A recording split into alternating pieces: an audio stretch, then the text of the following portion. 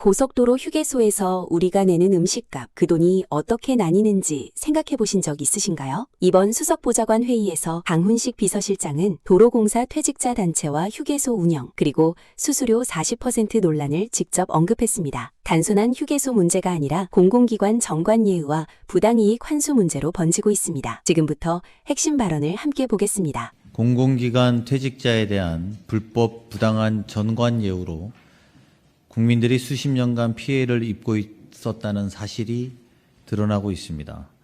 도로공사 퇴직자로 구성된 비영리 친목단체인 도성회가 설립 목적과 무관하게 40여 년간 고속도로 휴게소를 운영해 왔고 국민들에게 얻은 과도한 수익을 퇴직자들에게 나눠주었다고 합니다.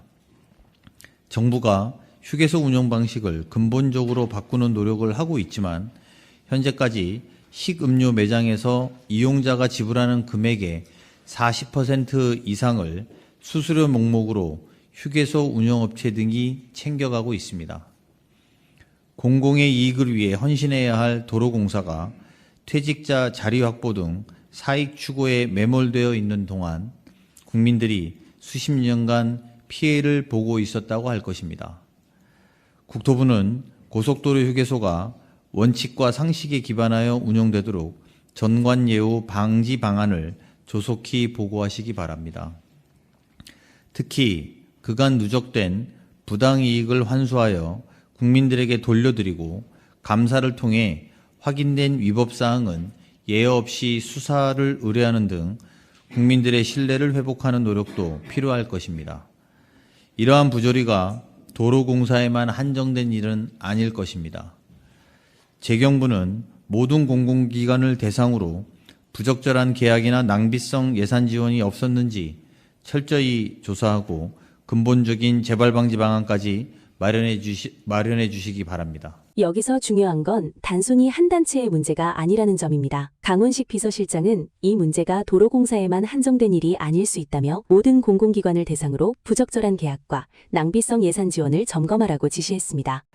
한국 도박 문제 예방 치유원이 실시한 2025년 청소년 도박 실태조사 결과에 따르면 전체 청소년 중 4%인 약 15만 7천 명의 청소년이 불법 온라인 카지노 게임 등으로 도박을 경험한 것으로 나타났습니다. 청소년은 도박에 노출될 경우 빠르게 중독에 빠질 뿐만 아니라 학업 중단, 가정 갈등, 정신건강 악화로 이어질 수 있고 도박 자금 마련을 위해서 절도나 금품갈취 등 2차 범죄로 연결될 가능성이 높아 개인의 문제를 넘어 사회 안전까지 위협하고 있습니다. 이와 관련해서 대전경찰청 등 8개 시도경찰청에서 2024년 11월부터 전문기관의 치유 선도 프로그램과 연계한 청소년 도박 자진신고 제도를 자체적으로 운영 중인데 이 결과가 매우 흥미롭습니다. 운영 결과 자진신고한 청소년 가운데 다시 도박하는 비율이 신고 기준 3개월 내의 기준으로 봤을 때 0.8%에 불과한 것으로 나타났습니다.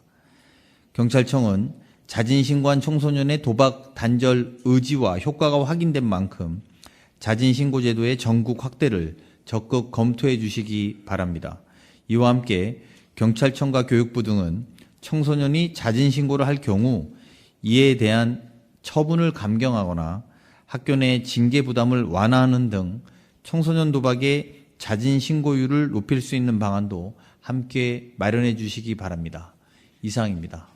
고속도로 휴게소는 국민 누구나 이용하는 공공인프라입니다. 그런 곳에서 수십 년간 특정 퇴직자 단체와 운영구조가 얽혀 있었다면 이 문제는 반드시 끝까지 확인해야 합니다. 부당이익 환수와 위법사항 수사 의뢰가 말로만 끝나지 않고 실제로 제도가 바뀌는지 지켜봐야겠습니다. 여러분은 이번 휴게소 수수료 40% 논란 어떻게 보셨나요? 댓글로 의견 남겨주세요.